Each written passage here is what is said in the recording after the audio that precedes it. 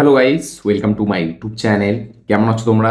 তো এখন আমরা কথা বলবো হচ্ছে হলিউডের মোস্ট অ্যান্টিসিপেটেড ওয়েব সিরিজ, যেটা অলরেডি একটা ভলিউম রিলিজ হয়ে গেছে। স্ট্রেঞ্জার থিংস সিজন 5-এর কথা বলছি আমি। তো সেই ভলিউম 1টা আমি কমপ্লিট করলাম। ভলিউম 1টা রিলিজ হয়েছিল নভেম্বরের 26 তারিখে। সেটা আমি এখন ফাইনালি কমপ্লিট করলাম। কমপ্লিট করেছি কালকের আগের দিন। তো আজকে ভিডিওটা বানাচ্ছি। তো ভলিউম 2 অলরেডি কালকে রিলিজ হয়ে গেছে, ঠিক আছে? স্ট্রেঞ্জার থিংসের ভলিউম 2। তো ভলিউম 1-এ 4টে এপিসোড ছিল। ভলিউম 2-এতেও মেবি 4টেই এপিসোড হবে, 4টে না 3টে এপিসোড হবে, যাই হোক এরকম একটা হবে। তো ভলিউম 2টা আমি এখনো দেখিনি, আমি ভলিউম 1টাই দেখেছি এবং সেটা নিয়ে এই ভিডিওর মধ্যে কথা বলবো যে স্ট্রেঞ্জার থিংসের সিজন 5-এর ভলিউম 1 কিরকম হলো এবং ভলিউম 2 এর জন্য আমি কতটা এক্সাইটেড। তো চলো ভিডিওটা শুরু করা যাক। এক কথায় যদি ভলিউম 1কে আমি রিভিউ করি, তো আমার কাছে যথেষ্ট এঙ্গেজিং, যথেষ্ট হেভি, যথেষ্ট ইম্প্যাক্টফুল একটা শো মনে হয়েছে স্ট্রেঞ্জার থিংস সিজন 5। এবং আমি কালকে একটা জিনিস দেখলাম যে ইট, যেটা আমি কালকে রিভিউ করলাম, সেইটা যেটা করতে পারে না সেটা কিন্তু স্ট্রেঞ্জার থিংস 5 করে দেখে। মানে ইটের আপনি যদি ফার্স্ট এপিসোডটা দেখেন, সেখান থেকে যে এক্সপেকটেশনটা সেট হচ্ছে, আপনি থ্রু আউট সিজন সেটা আপনি পাচ্ছেন না, তার পে অফটা আপনি দেখতে পাচ্ছেন, বা সেই স্টোরি টেলিংটা আপনি দেখতে পাচ্ছেন না, সেই কিছু মোমেন্ট, সেই কিছু মানে কী বল এক্সিকিউশনের মধ্যে একটু নতুন কিছু দেখতে পাচ্ছেন না, যেটা একদম খুব নর্মালি টিপিক্যাল শো এর মতো চলতে থাকে, ঠিক সেরকম টাইপেরই আপনি অ্যাপ্রোচ ওখানে দেখতে পাচ্ছেন। বাট স্ট্রেঞ্জার থিংসে কিন্তু সেটা করে দেখাতে পারে। মানে স্ট্রেঞ্জার থিংস কিন্তু ফার্স্ট এপিসোডটা কোথাও গিয়ে একদম বিশাল হেভি লেভেলে কিছু আপনাকে একদম মানে কি বলবো, এই যে ক্লিফ হ্যাঙ্গার শেষ করছে না যে পরের এপিসোডটার জন্য আপনি বিশাল লেভেল এক্সাইটেড হবেন না। স্ট্রেঞ্জার থিংস কিন্তু যেরকম আগে চলতো ফ্লোতে, একদম মানে স্মুথলি, কিছুক্ষণ ছাড়া ছাড়া একটা সিকোয়েন্স, কিছুক্ষণ ছাড়া ছাড়া কিছু কমেডি, কিছুক্ষণ ছাড়া ছাড়া দুটো ক্যারেক্টারের মধ্যে ইমোশন, কিছুক্ষণ ছাড়া ছাড়া অ্যাকশন বা একটা জিনিস আসছে তার যে একটা বিল্ড আপ, তো সেটা কিন্তু স্ট্রেঞ্জার থিংস খুব ভালো করে করতে পারে।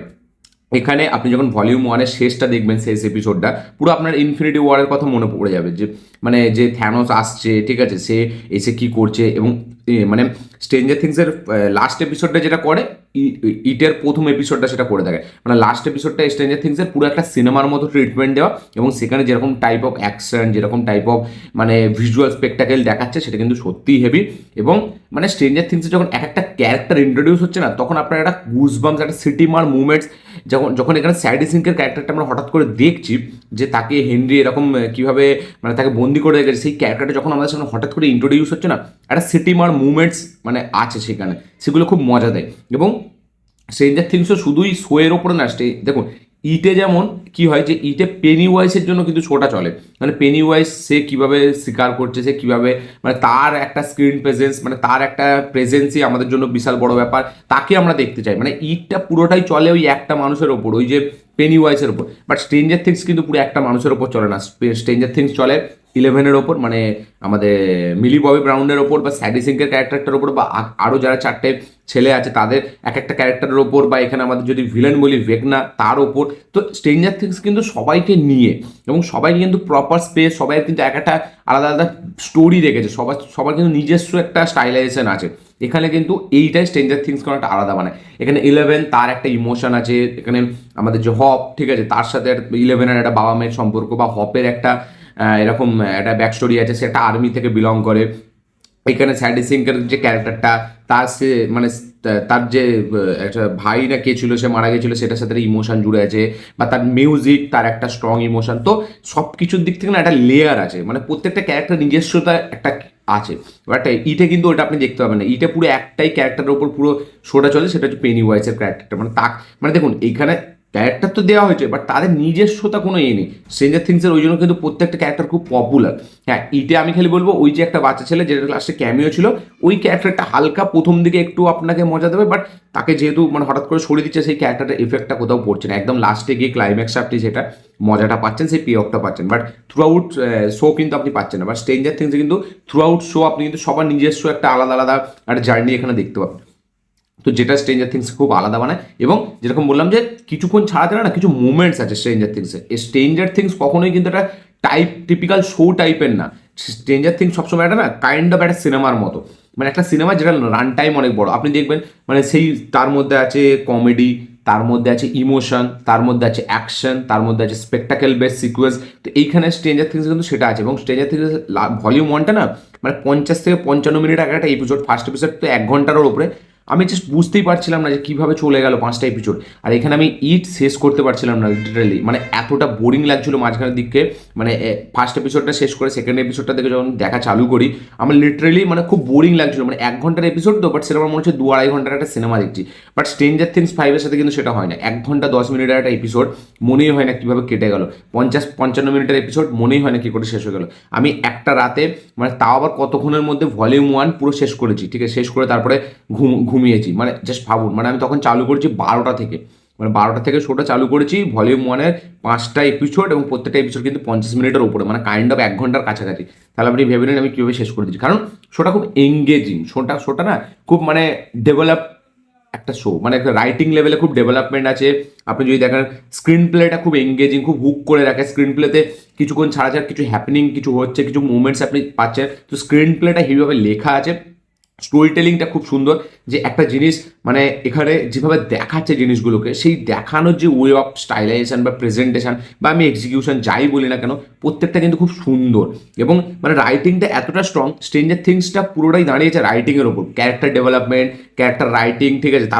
তারপরে এই যে মানে পুরো জিনিসটাকে, ওয়ার্ল্ডটাকে যেভাবে দেখাচ্ছে, যে উল্টো দুনিয়া বা আমাদের নর্মাল যেরকম দুনিয়া, তার মধ্যে যে কনসিকুয়েন্সেসগুলো, ঠিক আছে? বা যে দুটোর মধ্যে যে ব্যাপারটা, একটাতে ঢুকছে একটাতে বেরোচ্ছে, ঠিক আছে? বা এই যে জিনিসটা ভেকনার যে পুরো একটা লেগেসি, ঠিক আছে, সে সেটাকে কীভাবে ছড়াতে চাইছে, তো সেই জিনিসগুলোকে যেভাবে মানে রাইটিং লেভেলে যেভাবে একটা অ্যাট্রাক্ট করে না, সেটাই কিন্তু ইটসেলফ খুব বড়। মানে স্ক্রিন প্লেতে আপনি দেখছেন মোমেন্টস হচ্ছে, কিন্তু তার আগে যে রাইটিংটা যেটা করা আছে, একটা এত বড় শো তাকে যেভাবে লেখা আছে, সেটা কিন্তু খুব হেভি, সেটা কিন্তু খুব দমদার। তো সেটা তো আমার বেশ হেভি লাগে। রাইটিং স্ট্রেঞ্জার থিংস 5-এর খুব হেভি। হ্যাঁ, ডেফিনেটলি স্পেকটাকেল বেস্ট একটা শো, বাট তার সত্ত্বেও রাইটিংটা কিন্তু খুব ভালো, ক্যারেক্টার ডেভেলপমেন্ট খুব ভালো, ক্যারেক্টার ডিজাইনিং খুব ভালো। প্রত্যেকটা ক্যারেক্টারের নিজস্ব একটা অরা আছে। প্রত্যেকটা ক্যারেক্টার একটা ক্যারেক্টার থেকে অনেকটা আলাদা। প্রত্যেকটা ক্যারেক্টারের মধ্যে একটা ইমোশনটা দারুণ ওয়ার্ক করে। তো সব কিছু মিলিয়ে স্ট্রেঞ্জার থিংসকে না একটা আলাদা শো বানায়।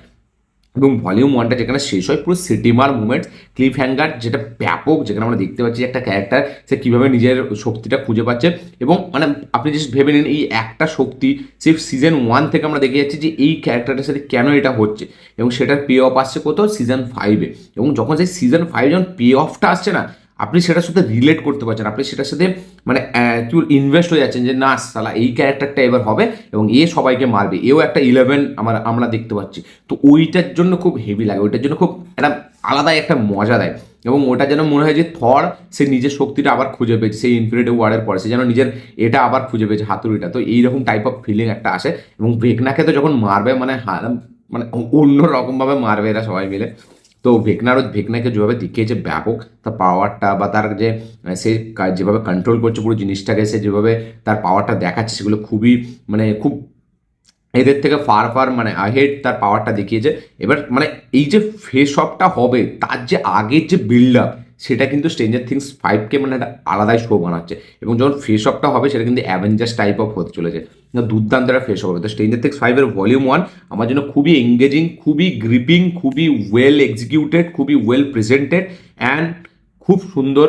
মানে একটা কী বলবো, একটা সলিড গুজবাম্পস একটা শো মনে হচ্ছে, যার মধ্যে ইমোশন আছে, যার মধ্যে স্ট্রং পারফরমেন্স আছে, যার মধ্যে স্টোরি টেলিং আছে, যার মধ্যে রাইটিং হেভি, যার মধ্যে প্রেজেন্টেশন খুব ভালো, যার মধ্যে প্রত্যেকটা ক্যারেক্টারকে খুব ভালোভাবে ডিজাইন করা, যার মধ্যে ভিলেন খুব পাওয়ারফুল, যার মধ্যে স্পেকটাকেল বেশ সিকুয়েন্সগুলো পুরো সিনেমার মতো লাগে, বিগ স্ক্রিন এক্সপিরিয়েন্স মনে হয়। তো ওভারঅল সব কিছু মিলিয়ে আমার ব্যাপক লেগেছে স্ট্রেঞ্জার থিংস সিজন 5। যেটা আমাকে দিতে পারেনি, সেটা স্ট্রেঞ্জার থিংস থেকে আমি পেয়ে গেছি। ভলিউম 2 কালকে রিলিজ হয়েছে, আমি আজ থেকেই দেখা স্টার্ট করে দেবো। তারপরে আসবে ভলিউম 2 এর রিভিউ। তো যারা ভলিউম 1 দেখে নিয়েছেন অলরেডি, তাদের কি বক্তব্য, কি মতামত, কি রিয়াকশন অবশ্যই কমেন্টে লিখে জানাবেন। যারা দেখেননি দেখুন ভাবছেন, অবশ্যই চেক আউট করুন, দারুণ শো, খুব এঙ্গেজিং। তো আপনারা দেখে অবশ্যই কমেন্ট করবেন আপনার কি বক্তব্য, কি মতামত, কি রিয়াকশন। এবং আমার এটা থেকে খুব ভালো লাগে যে স্ট্রেঞ্জার থিংস সিজন 4 কবে হয়েছিল, সেখান থেকে এখনো পর্যন্ত যেভাবে পুরো সিরিজটাকে ম্যাচ করে রেখেছে, সেটা কিন্তু সত্যিই হেভি। তো আমার তো বেশ ব্যাপক লেগেছে, আপনাদের কি রিয়াকশন অবশ্যই শেয়ার করবেন। এই ছিল আমার রিভিউ, এই ছিল আমার ভিডিওটা ভালো লাগে থাকলে লাইক শেয়ার কমেন্ট করে দেবেন, চ্যানেলটিকে সাবস্ক্রাইব করবেন, বেল আইকন প্রেস করতে ভুলবেন না। দেখা হচ্ছে পরের ভিডিওতে, ততক্ষণের জন্য।